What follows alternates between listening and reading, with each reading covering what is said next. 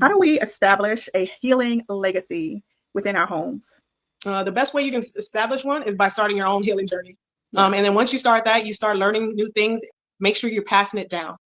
Don't heal and just harbor it. Make sure you share it, impart it onto those who are coming up after you. And if you don't have a lot of children, if you got nieces and nephews, you can use them too, because I know everyone that watches your lives are not necessarily single moms and Yeah. parents, Yeah. Yeah. but there's people, the children of other generations that are coming up that do look up to you, even though you don't realize it or not.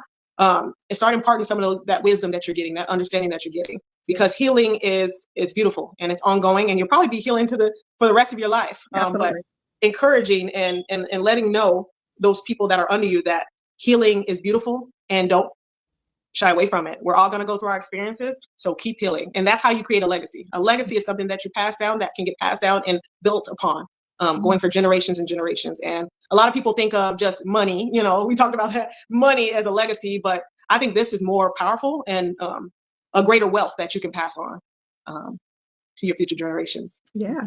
You spoke about being the curse breaker. I made a post about that sometime last month about being a curse breaker. What exactly is a curse breaker, and how do you know if you are one? I don't like in regards to legacy. Yeah. Sorry, I don't like the curse breaker, but I know like a lot of people use that. That's the term that we use. Yeah. I kind of see myself as more of a habit or pattern breaker. And that is because you're going to get a lot of resistance. So when you're trying new things, you're healing, you're starting to set boundaries or changing the way that your family or generations before you have done things around with family, life, money, all that, you're going to notice a lot of resistance. So it's not going to be from you. Is the resistance from you, from other people? From other people.